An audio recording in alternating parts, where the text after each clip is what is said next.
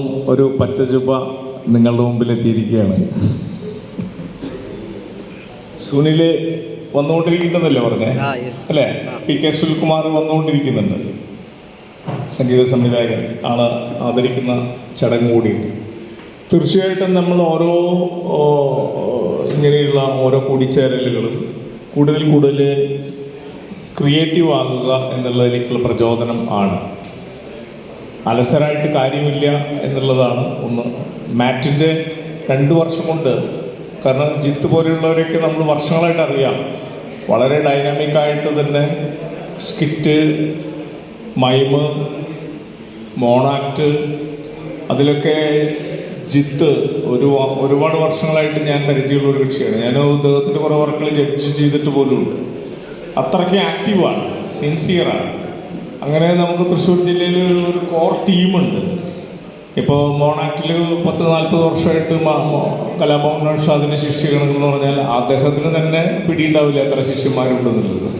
മിക്കവാറും എല്ലാ യൂണിവേഴ്സിറ്റികളിലും എല്ലാ ജില്ലകളിലും ഉണ്ട്.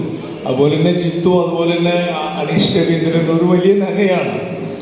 അപ്പോൾ ഇവിടെ നമുക്ക് ഇന്നത്തെ നാടക ദിനം എന്നുള്ള രീതിയിൽ ഇങ്ങനെയുള്ളൊരു വേദിയിൽ കഴിഞ്ഞ ആഴ്ചയാണ് ജിത്ത് വിളിക്കുന്നത്. മിമിക്രി ആർട്ടിസ്റ്റ് അസോസിയേഷൻ നാടക ദിനം നാടകക്കാരെ കൂടി ആദരിക്കുന്നുണ്ട്. അപ്പോൾ ആർട്ടിസ്റ്റ് ആണോ എന്നുള്ളതാണ്. മിമിക്രിക്കാരൻ നാടകക്കാരെ ആദരിക്കുന്നു, നാടകക്കാരൻ ഡാൻസുകാരെ ആദരിക്കുന്നു എന്നുള്ളതല്ല. പെർഫോമിംഗ് ആർട്ടിസ്റ്റുകളെല്ലാം ഒരു ഫാമിലിയാണ് ശരിക്കും. കാരണം ഈ നാടകം എന്ന് പറയുന്നതിന് ലോകത്തിലെ എല്ലാ ആർട്ട് വർക്കുകളും ഒരുമിച്ച് സമന്വയിക്കാൻ പറ്റുന്ന ഒരു കലയാണ് നാടകം. അതാണ് അതിൻ്റെ പ്രത്യേകത. നിങ്ങൾക്ക് ഡാൻസ് കേട്ടാം, മിമിക്രി കേട്ടാം, പെയിൻറ്റിങ് കേട്ടാം, സിനിമ കേട്ടാം. ബർത്തോൾഡ് ബ്രൈറ്റിൻ്റെ നാടകങ്ങളിലൊക്കെ സ്ലൈഡ് വെച്ചിട്ട് ആ 40-50കളിൽ എപ്പിക് തിയേറ്ററിൽ അന്നേ സ്ലൈഡൊക്കെ വെച്ചിട്ട് പുള്ളി എപ്പിക് തിയേറ്ററിൻ്റെ ഡൈമെൻഷൻസ് ഉണ്ടാക്കിയിരുന്നു. പിന്നീട് സ്ക്രീനൊക്കെ ഉപയോഗിക്കും. സ്ക്രീൻ വരുമ്പോൾ നടീനടന്മാരും മുങ്ങിപ്പോവാതിരിക്കുക എന്നുള്ളതാണ് ശ്രദ്ധിക്കേണ്ട കാര്യം. ഞാൻ എന്നും പറയും, നാടകം എന്ന് പറയുന്നത് ഇപ്പോൾ ഷേക്സ്പിയർ വെറുതെ എഴുതി വെച്ചല്ല. World is a stage, life is a drama, we all are actors എന്ന് പറയുന്നത്. Some get sad roles, some get happy roles, അല്ലേ? We perform. ഷേക്സ്പിയർ 4 നൂറ്റാണ്ട് 5 നൂറ്റാണ്ട് മുമ്പ് അത് എഴുതി വെക്കുന്നത്. അതിനു മുമ്പേ ഒരുപാട് നാടകാചാര്യന്മാർ, സോഫോക്ലസ് ആണെങ്കിലും ഒക്കെ ഇതേ കൺസെപ്റ്റിൽ തന്നെ എഴുതി. എന്തുകൊണ്ടാണ് നാടകം ഉണ്ടായതെന്ന് ചോദിച്ചാൽ, ഡാൻസ് ഉണ്ട്, മേളമുണ്ട്, കൂത്തുണ്ട്, കൂടിയാട്ടമുണ്ട്, ക്ലാസിക്കൽ ആർട്ടുകളെല്ലാം ഉണ്ട്. ഡാൻസ് കോറിയോഗ്രാഫി 10,000 പേരെ വെച്ച് നമുക്കറിയാം. ഇപ്പോൾ പരീക്ഷണങ്ങൾ നടക്കുന്നുണ്ട്. 5,000 പേരെ വെച്ചുള്ള എന്താ പറയുക, തിരുവാതിരയുണ്ട്. അതൊക്കെ ഗിന്നസിലേക്ക് കയറുക എന്നുള്ളതാണ്. അതുപോലെ ഓരോ കലയ്ക്കും ക്ലാസിക്കൽ കലകളിൽ കഥകളി, കൂത്ത്, കൂടിയാട്ടമൊക്കെ അതിൻ്റെ പുരാണങ്ങളായിട്ട് ബേസ് ചെയ്തുകൊണ്ട്, അല്ലെങ്കിൽ മിത്തുമായിട്ട് കണക്ട് ചെയ്തുകൊണ്ട് കുറച്ച് റിലീജിയസ് സ്വഭാവമൊക്കെ അതിനകത്ത് കടന്നു വരുന്നുണ്ട്. അതിന് കഥാപാത്രങ്ങൾ കൂടെ അങ്ങനെയായി മാറുകയാണ്. ബട്ട് ഡ്രാമ വരുമ്പോൾ നിങ്ങൾക്ക് ചരിത്രത്തിലേക്കും പോകാം.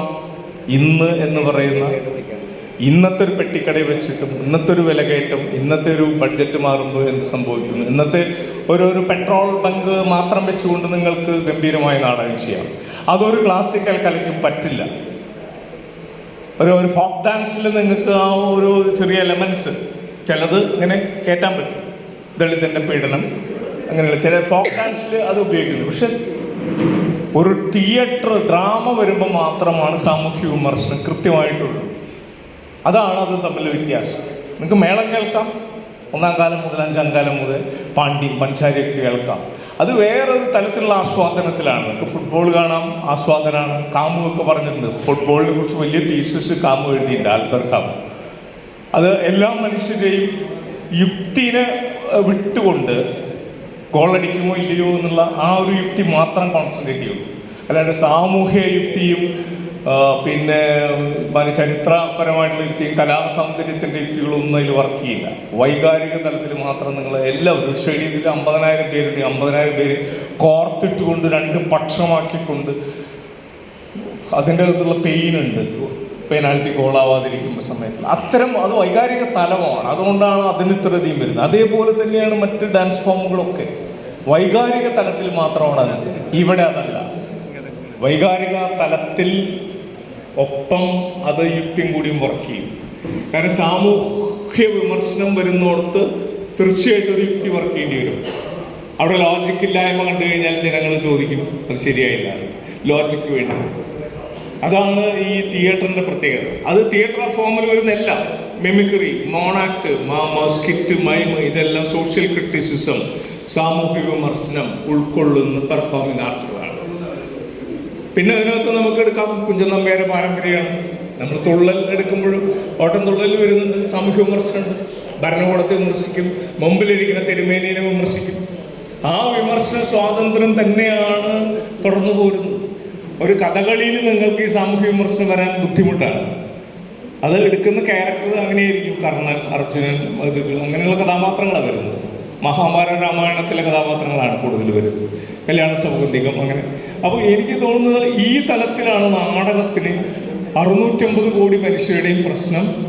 അതും ഇന്ന് യുദ്ധം എന്താണ്, ഇന്നത്തെ വിലകയറ്റം എന്താണ്, ഇന്നത്തെ വർഗീയത എന്താണ്, മനസ്സമാധാനം നഷ്ടപ്പെടുന്ന ജീവിതം ആര് തന്നു, തുറന്ന് സംസാരിക്കുക. ഒരുപക്ഷെ നമ്മൾ KPSC കണ്ടില്ലേ, കുഷ്ഠരോഗം വന്നപ്പോൾ ഒരു നാടകം എഴുതി. നിങ്ങൾ എന്നെ കമ്മ്യൂണിസ്റ്റാക്കി മാത്രമല്ല എഴുതിയത്. കുഷ്ഠരോഗത്തിന്റെ പ്രശ്നം അത് ഉന്നയിച്ചു, സാമൂഹ്യ പ്രശ്നമായിരുന്നു അന്ന്. ഇപ്പം അത് കുഷ്ഠരോഗം ഒരു പ്രശ്നമല്ല.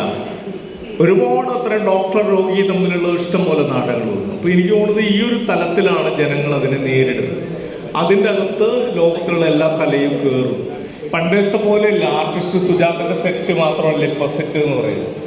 വ്യത്യസ്ത മാനങ്ങളിൽ ഉപയോഗിക്കപ്പെടുന്ന വ്യത്യസ്ത പെയിൻറ്റിങ്സ് ഒക്കെ ചേർന്നുകൊണ്ടാണ് ആർട്ടിന് മൊത്തം. ഒരു ഗൂർണിക്ക മാത്രം വെച്ചുകൊണ്ട് നാടകം കണ്ടിട്ടുണ്ട് ഞാൻ. പിക്കാസോയുടെ ഗൂർണിക്ക മാത്രം ലോകോത്തര യുദ്ധവിരുദ്ധ പെയിന്റിംഗ് ആണ്. അത് മാത്രം വെച്ചുകൊണ്ട് ഇംഗ്ലീഷ് ഡ്രാമ കണ്ടില്ല. അതിൽ ഓരോ ക്യാരക്ടർ ഇറങ്ങി വരും. അതിൽ ആ വിളക്ക് പിടിച്ച അത് വെടിയേറ്റ് മറ്റേ കൊല്ലപ്പെട്ട സ്ത്രീകൾ, ഇങ്ങനെ ഗൂർണിക്കയിലെ എല്ലാ ക്യാരക്ടേഴ്സും കൂടി യുദ്ധവിരുദ്ധ നാടകമാണ്. അപ്പോൾ ആ ഒരു വലിയ സാധ്യതയാണ്. ഗോയയുടെ പെയിന്റിംഗ് ഉണ്ട്, ഗില്ലറ്റിൻ മാത്രമേ ഉള്ളത്. ഒരു ഇംഗ്ലീഷ് പ്ലേയിൽ ഞാൻ കണ്ടിട്ടില്ല. ഞാനൊക്കെ ഉപയോഗിച്ചിട്ടുണ്ട്, ഗോയയുടെ പെയിന്റിങ്സ് ഉപയോഗിച്ചിട്ടുണ്ട്. അപ്പോൾ ലോകത്തിലെ ഏത് പെയിന്റിങ്, വാൻ ഗോഗല്ല, എന്ത് വേണമെങ്കിലും ഉൾക്കൊള്ളാൻ പറ്റും. മ്യൂസിക്കിൽ ലോകത്തിലെ എല്ലാ മ്യൂസിക്കും, പോപ്പ് മുതൽ എല്ലാ മ്യൂസിക്കും ഉൾക്കൊള്ളാൻ പറ്റും. ഡാൻസ് ഫോമും, പിന്നെ കളരി, കരാട്ടെ, ജിംനാസ്റ്റിക്സ്, കുംഫു, എന്തുപയോഗിക്കാം. പക്ഷെ അത് ഈ സമൂഹത്തിൻ്റെ ഒരു വിഷയത്തിലേക്ക് ചേർക്കപ്പെടുകയാണ് ചെയ്യുന്നത്. അല്ലാണ്ട് നമ്മളല്ലെങ്കിൽ ജിംനാസ്റ്റിക്സ് മാത്രമായിട്ട് മാറും, അല്ലെങ്കിൽ കളരി മാത്രമായിട്ട് മാറും. അതുകൊണ്ടാണ് ഈ ഇതിൻ്റെ അകത്ത് എല്ലാം ഉൾക്കൊള്ളുന്നൊരു, ഇതിനെ അടക്കം ഉൾക്കൊള്ളുന്നതാണ് സിനിമ. പക്ഷെ അത് എപ്പോഴും ഫ്രീസിങ് പോയിന്റ് ഉണ്ട്.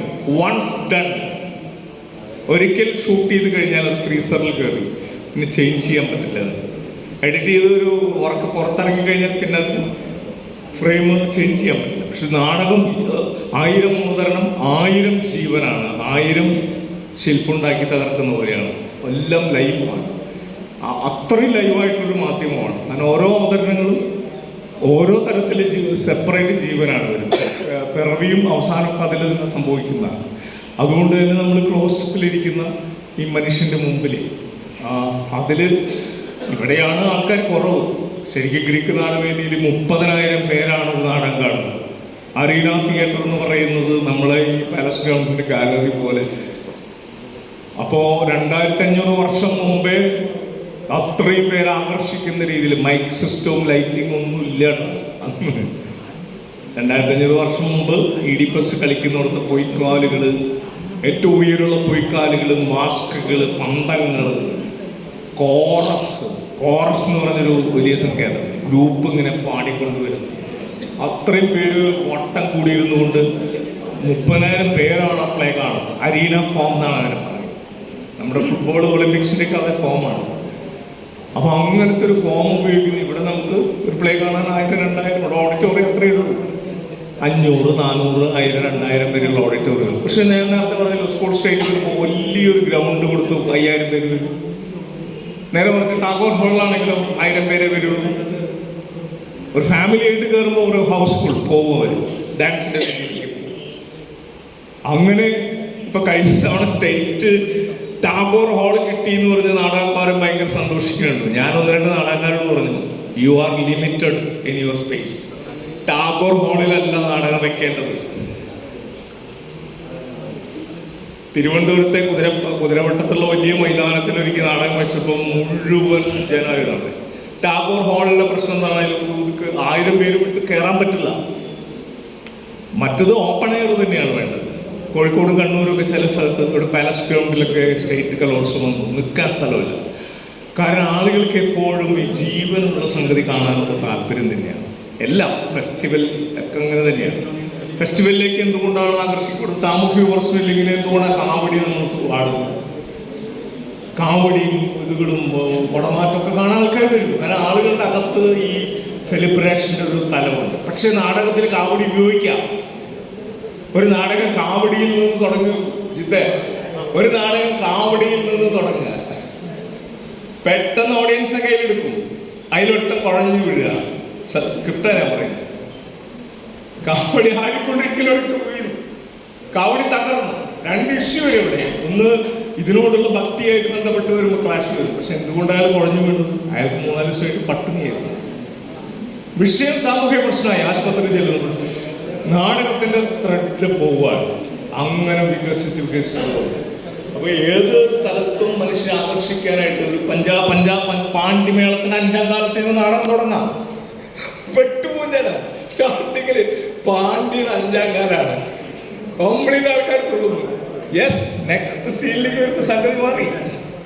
പിന്നെ സമൂഹത്തിലേക്ക് വന്നു, ക്ലാഷ് പ്രശ്നങ്ങൾ വന്നു. പാണ്ഡ്യ കൊത്തുന്നതിനകത്തൊരു ദളിതനുണ്ട് എന്ന് കണ്ടെത്തുന്നു. നിറം നോക്കിയിട്ട് പണി കിട്ടും. ചെണ്ട അവൻ ഉപയോഗിക്കാൻ പാടില്ല അല്ലേ? പാണ്ഡ്യ പിന്നെയും ഇതിന് പുറത്താ. പഞ്ചാരിയിൽ ഒരിക്കലും സംഭവിക്കില്ല. വിഷയമാണ്. അതുകൊണ്ട് തന്നെ ജനങ്ങളെ ആകർഷിക്കുന്ന രീതിയിൽ ലോകത്തുള്ള എല്ലാ കലയിലും ഉപയോഗിക്കുക. മാജിക് ഉപയോഗിക്കുക. ഒരു പ്ലേ തുടങ്ങും, ഒരു മാജിക്കും തുടങ്ങും. മാന്ത്രികവാടിയുടെ മറ്റേറ്റ കാച്ചിന്റെ നാട് ജനം പെട്ടുപോകും. കാരണം പിന്നീടാണ് നമ്മൾ സാമൂഹ്യ പ്രശ്നം വിഷയത്തിലേക്ക് വരുന്നത്. അങ്ങനെ വലിയൊരു സാധ്യതയാണ്. പലപ്പോഴും ഉപയോഗിക്കപ്പെട്ടിട്ടില്ല. ഈ പണ്ട് നമ്മൾ നാടകം എന്ന് പറഞ്ഞ് ഇങ്ങനെ നടന്ന് ഹൊറിസോണ്ടലിൽ മാത്രം നടന്നാണ് ചെയ്യുന്നത്. അങ്ങനെ ഞാൻ പറയും, ലണ്ടൻ തിയേറ്റർ പോലെ ഗൂഗിളിൽ അടിച്ചു നോക്കും. മൂലയ്ക്കുന്ന കോമഡി ഇറങ്ങി വിളക്കുമായിട്ട് വരുന്നൊരു തളർച്ച ഉണ്ടാവും. അവര് ഹൈറ്റും കൂടി ഉപയോഗിക്കും. സ്പേസ് ഉപയോഗിക്കാൻ നമ്മൾ നാടകവേദി പണ്ട് പഠിച്ചിരുന്നില്ല. ഈ കച്ചവട നാടകവേദിയിൽ മൈക്രോഫോണിന്റെ ചുറ്റും ഇങ്ങനെ നിന്ന് പറയും. അമേച്ചറുകാർ തന്നെ ഏകദേശം ഈ തലം മാത്രം ഇങ്ങനെയാണ്. പിന്നെ കുറെ കഴിഞ്ഞപ്പോഴാണ് ഉയരം കൂടുതൽ വേണം. ജോമെട്രിക്കലായി ഒരു തെങ്ങിന്റെ ഉയരമുള്ളൊരു കവുങ്ങ് അതിൽ നിന്ന് ഇറങ്ങി വരുന്നു, അപ്പുറത്ത് വരുന്നത്, അങ്ങനെ വരുന്നു. അപ്പൊ ആ ഫോം ഇവിടെ ബ്രേക്ക് ചെയ്യപ്പെട്ടത് ലോക നാടകവേദി വളരെ മുന്നോട്ട് പോയി കഴിഞ്ഞു. സ്കൂൾ ഡ്രാമയ്ക്ക് വന്നപ്പോൾ അത്തരം ഫോമിലുള്ള ഗുണങ്ങളുണ്ട്. സ്കൂൾ ഡ്രാമയാണ് അത്തരം. കാരണം വേൾഡ് തിയേറ്റർ നമ്മൾ പരിചയപ്പെടും. ഈ ഫോം ഡൈനാമിക് ആക്കുക എന്നുള്ളത് വലിയൊരു ഘടകമാണ്. നിന്ന് വർത്താനം പറയാൻ, സ്വാഭാവികമായിട്ട് നിന്ന് വർത്താനം പറഞ്ഞാൽ ആളുകൾ ഇഷ്ടപ്പെടും. പക്ഷെ ഒരു വർക്ക് ഓഫ് ആർട്ട് എന്ന് പറയുമ്പോൾ വളരെ മോട്ടിവേഷണലായിട്ട് ഒരു വസ്തു നിങ്ങൾ എന്തിനു ഉപയോഗിക്കുന്നു, ആ വസ്തുവിൻ്റെ കളർ എന്ത് എന്നുള്ളത് നിർണ്ണയിക്കപ്പെടുന്നതാണ്. ആ വസ്തു എടുത്തിട്ട് നിങ്ങളൊരു മെഴുതിയെടുത്ത് ഇങ്ങോട്ട് പോകും, അറ്റം വരെ പോകും, മെഴുതി ഊതിക്കെടുക്കുന്നു, ഒരു കത്തെടുക്കുന്നു, അപ്പോൾ അവിടെ നിന്ന് വന്നോളൂ. അങ്ങനെ ഒരുപാട് മീനിങ് ആയ മൂമെൻറ്റുകളിലൂടെയാണ് പ്ലേ ഉണ്ടാവും. അങ്ങനെയാണ് നമ്മൾ കഴിഞ്ഞ 70കൾക്ക് ശേഷം വന്ന നാടകങ്ങൾ സ്പേസിനെ ഡൈനാമിക്കാക്കി വന്നത്. അതിൻ്റെ കുറേ അംശങ്ങളാണ് പ്രൊഫഷണൽ നടക്കാൻ ഉപയോഗിച്ചത്. ജോസ് ചെറുമിൽ പോയിട്ടാണ് റെയിൻബോ ചെയ്ത് കൊടുത്തത്. അമേച്ചറിൽ ചെയ്യുന്ന എങ്ങനെ ഡി ഫിലിപ്പിന് എത്ര മൂവ്മെന്റ് കൊടുക്കാം, ഇങ്ങനെ ഒരു ജഗ് വൈൻ എടുത്തിട്ട് ഇങ്ങനെ മൂവ് ചെയ്ത് ഒരു തോക്ക് തുടയ്ക്കുന്ന പെണ്ണിൻ്റെ അടുത്തേക്ക് ഇങ്ങനെ സ്പേസ് ചലിക്കുകയാണ്. മീനിങ് ഫുൾ ആയിട്ട് ചലിക്കുകയാണ്, വെറുതെ ചലിക്കുകയല്ല. പണ്ട് കുറേ നാടകം കളരിക്കാർ വന്നു, ഇവിടുന്ന് ചാടാൻ പറഞ്ഞു, ചാടി മൂറ് കയറുന്നു, ഒരു കറുത്ത വസ്ത്രം വടിയെടുത്ത് അവിടെ ചാടി ഇറങ്ങി. ഒരു മീനിങ് ഇല്ലാതെ ഒരു അഭ്യാസങ്ങൾ വന്നു, ജനങ്ങൾ ഓടി രക്ഷപ്പെട്ടു. പക്ഷെ മീനിങ് ഫുൾ ആക്കി നോക്കും, കൃത്യമായിട്ട് ജനങ്ങൾ ഇരിക്കും. മീനിങ് ഫുൾ അല്ലെങ്കിൽ ഇരിക്കും, കഥാപ്രസംഗം പോലെ രണ്ടുപേരും മൈക്കയുടെ മുമ്പിൽ കഥ പറഞ്ഞാൽ മതി, ജനം ഇഷ്ടപ്പെടും, ഒരു പ്രശ്നമില്ല. പക്ഷെ വർക്ക് ഓഫ് ആർട്ട് ലോക നിലവാരത്തിൽ ചിന്തിക്കുമ്പോൾ സ്പേസ് ടൈമിനെ കൊണ്ടുവരുന്നു. 20 വർഷത്തെ ഒരു ജീവിതം എടുത്തിട്ടാണ് 2 മണിക്കൂറിലേക്ക് കൊണ്ടുവരുന്നത്. 20 വർഷത്തെ കഥയാണ് പറയുന്നത്. എത്ര സെക്കൻഡ് കഴിഞ്ഞ് എത്ര സ്പേസ്, അത് പേസ്, അതിൻ്റെ സ്പീഡ് കൂടണം കുറയണം എന്നുള്ളത് ഭയങ്കര 100 സീനിലൂടെ എങ്ങനെ ചലിപ്പിക്കുക, എങ്ങനെ കോറിയോഗ്രാഫി ഉപയോഗിക്കുക, അങ്ങനെ. അപ്പോൾ അതിനകത്ത് വലിയ സാധ്യതയാണ്. ഇപ്പോഴാണ് അത് പഠിച്ചെത്തുന്നത്. കഴിഞ്ഞൊരു 80കൾക്ക് ശേഷമാണ് അത് സ്കൂൾ ഡ്രാമ കോൺട്രിബ്യൂട്ട് ചെയ്തിട്ടൊക്കെയുണ്ട്. പിന്നെ നമുക്ക് ഇപ്പോഴത്തെ ഒരു ഗുണം ഗൂഗിൾ എടുത്താൽ നമുക്ക് ലോകത്തിൽ ഏത് തിയേറ്റർ ഫോമും തിരിച്ചറിയാൻ പറ്റുന്നതാണ്. അഗസ്റ്റ പോൾ എങ്ങനെയാണ് നാടകം ചെയ്യുന്നത് തിരിച്ചറിയാൻ പറ്റും. അങ്ങനെയുള്ള ഒരു റെഫറൻസിൻ്റെ സ്ഥലം കൂടി ഇന്ന് ഓപ്പൺ ആയിട്ടുണ്ട്. അവർ കളർ എങ്ങനെ ഉപയോഗിക്കുന്നു, ലൈറ്റ് ആൻഡ് ഷെയ്ഡ് ഉപയോഗിക്കും. ഞാൻ ഈ ലൈറ്റുകാരോട് എതിർപ്പൊന്നുമില്ല എനിക്ക്, പക്ഷെ ലൈറ്റ് ഫിലോസഫിക്കലായിട്ട് ഉപയോഗിക്കണം. ഇഫക്റ്റിന് വേണ്ടി മാത്രമാണ് ഒരു മനുഷ്യൻ്റെ ഏകാന്തത ചിത്രീകരിക്കാൻ എങ്ങനെ ലൈറ്റ് ചെയ്യണമെന്നുള്ളത് വളരെ ഇമ്പോർട്ടൻ്റ് ആണ്. ഈ സാൻഡ്വിച്ചിലേക്ക് ഇതിങ്ങനെ പോകുന്ന രണ്ട് സൈഡ് ഓഡിയൻസ് കാണുന്നു. ഈ അറ്റത്തുനിന്ന് ഒരാളുടെ നിഴൽ ആ അറ്റം വരെ വീഴണം. നിഴൽ സംശയമാണ് ആ സബ്ജക്റ്റ്, നാടകത്തിൻ്റെ തീമെങ്കിൽ ഈ അറ്റത്തുനിന്ന് അറ്റം വരെ നിഴലെങ്ങനെ വീഴാം? വെറുതെ ഇയാൾ പോണോട്ട് ചുവപ്പ് മഞ്ഞിട്ടിട്ട് കത്തിക്കലല്ല, പുക കത്തിക്കലല്ല. മീനിങ് ഫുൾ ആയിട്ടുള്ള ലൈറ്റിങ്, അത്രയധികം ലക്ഷക്കണക്കിന് രൂപയുടെ ലൈറ്റിംഗ് ഉണ്ട്. പലരും ലൈറ്റിംഗ് മീനിങ് ഫുൾ ആയിട്ടല്ല ഉപയോഗിക്കാൻ, ഒരു ഇഫക്റ്റിന് വേണ്ടി ഉപയോഗിക്കാം. ആ പ്ലേ ആവശ്യപ്പെടുന്ന ടോൺ ഞാൻ ചില പ്രൊഡക്ഷൻസ് കണ്ടിട്ടുണ്ട്, അങ്ങനെ വളരെ മീനിങ് ഫുൾ ആയിട്ട് ചെയ്തിട്ടുണ്ട്. ലൈറ്റ് ആൻഡ് ഷെയ്ഡ് തന്നെ ഉപയോഗിച്ചിട്ടുള്ളത് വളരെ അപൂർവം പ്രൊഡക്ഷൻസ് കണ്ടിട്ടുണ്ട്. അപ്പോൾ അതെല്ലാം ഉപയോഗിക്കാം. അപ്പോൾ സിനിമയുടെ സംഘത്തിലാണ് ലൈറ്റ് ആൻഡ് ഷെയ്ഡ് എന്ന് പറയുന്നത്. പക്ഷെ ഞാൻ എപ്പോഴും പറയും, അധികം സംസാരിക്കില്ല, സുനിൽ വരുന്നവർ സംസാരിക്കുക എന്നുള്ളത് ലോജിക്കാന്നുകൊണ്ട് ഇവിടെ സംഭവിക്കുന്നത്. ഉച്ച നേരത്തെ ഒരു നാടകം കളിച്ചാൽ ഇഷ്ടപ്പെടുന്നുണ്ടോ? ഉച്ച നേരത്ത് നിങ്ങൾ ഒരു നാടകം അവതരിപ്പിച്ചാൽ കാണികൾക്ക് ഇഷ്ടപ്പെടുന്നുണ്ടെങ്കിൽ ആ നാടകം ഏത് സമയത്ത് കളിച്ചാലും ഇഷ്ടപ്പെടും. ഉച്ച നേരത്ത് കളിക്കുന്ന നാടകം നിങ്ങൾ വൈകിട്ടേക്ക് അത്യാവശ്യം ലൈറ്റ്സും പ്ലാനൊക്കെ ചെയ്യുകയാണെങ്കിൽ ഭയങ്കര എനർജറ്റിക് ഓഫായിരിക്കും. കാരണം ഉച്ചയ്ക്ക് ഈ കുട്ടികളെ പിടിച്ചിരുത്തുന്ന നാടകത്തിൽ പ്രകോപനപരമായ ചോദ്യം ചെയ്യുന്ന സമകാലികമായ ഒരു എലമെന്റ് അതിനകത്ത് ഉണ്ടായിരിക്കും. ആ എലമെന്റ് ഇങ്ങനെ ഡെവലപ്പ് ചെയ്യുന്ന കാരണമാണ് കാണികളിരിക്കുന്നത്. ഫിസിക്കൽ ഫിറ്റ്നസ്, ആക്ടേഴ്സ് മുഴുവൻ ദൃശ്യമാണ്. 100% നടീനടന്മാരെ 100% കാണികൾ കാണുന്നത് മാധ്യമമാണ്. ചുരുക്കി പറഞ്ഞാൽ ഞാൻ എന്നും പറയുന്ന രൂപമോ വീണ്ടും ആവർത്തിക്കുകയാണ്. ഇന്ന് ലോകനാടക ദിനത്തിന് വീട്ടിലിരുന്ന് ആക്ട് ചെയ്തു വിജയാനയുടെ സമ്പൂർണ്ണ കൃതികൾ 101 എപ്പിസോഡായിട്ടാണ് നമ്മൾ പ്രോജക്റ്റ് മുന്നോട്ട് വയ്ക്കുന്നത്. അതിൽ 3 എപ്പിസോഡ് ഞാൻ യൂട്യൂബിൽ ഇട്ട് കഴിഞ്ഞു. അതിനകത്ത് പോലും എല്ലായിടത്തും പറയുന്നതാണ്, ഡയമണ്ടിനെ നോക്കൂ, നിങ്ങൾ നവരത്നം മുതലും നോക്കൂ, അതിൽ നവരത്നത്തിൻ്റെ കല്ലുകളാണ് അഭിനേതാക്കൾ. സ്വർണ്ണക്കെട്ടിനല്ല പ്രാധാന്യം. സ്വർണ്ണക്കെട്ടിൽ 20% പിടുത്തം മതി, 80% പ്രോജക്റ്റ് ചെയ്യും. ആ 80% പ്രോജക്റ്റ് ചെയ്യുന്ന അഭിനേതാക്കളെയാണ് വേണ്ടത്. സെറ്റും ഡിസൈനും ലൈറ്റൊക്കെ ഇട്ടിട്ട് 80% സ്വർണത്തിൽ 20% നവരത്നം മുങ്ങിപ്പോയാൽ നാടകമാവില്ല. കാരണം സ്വർണം മുഴുവൻ വിഴുങ്ങിക്കഴിഞ്ഞിട്ട് നമ്മൾ കുറച്ച് മാത്രം നവരത്നം കാണും, അതല്ല. അതുകൊണ്ട് തന്നെ മാക്സിമം ആക്ടേഴ്സ് നവരത്നങ്ങളെ പോലെ പൊന്തി നിൽക്കാം. പ്രസീനിയത്തിൽ നിന്ന് താഴോട്ട് ഇറങ്ങിയാൽ ഇതിന് സാധ്യത കൂടുതലാണ്. സീനിയത്തിൻ്റെ സാധ്യത ഉള്ളപ്പോൾ തന്നെ താഴോട്ട് ഇറങ്ങിയാൽ സാധ്യത. അത്തരം അനന്തമായ സാധ്യതകൾ ഇന്നും നാളെയായിട്ട് ഇനിയുള്ള കാലങ്ങളിൽ നാടകവേദി മുന്നോട്ട് വയ്ക്കും. മാറ്റ് അതിൻ്റെ എല്ലാം 3ാം വർഷത്തിലേക്ക് കടക്കുമ്പോഴും അതിഗംഭീരമായിട്ടുള്ള സംഘാടനത്തിൽ മാറ്റ് മുന്നോട്ട് പോകട്ടെ. ഞാനെന്നും മാറ്റിൻ്റെ കൂടെയുണ്ട്. ഓക്കെ, ഈ ചടങ്ങിനെ തൽക്കാലം ഞങ്ങളുടെ എൻ്റെ ഈ നാടക ഓരടിപ്പിക്കാൻ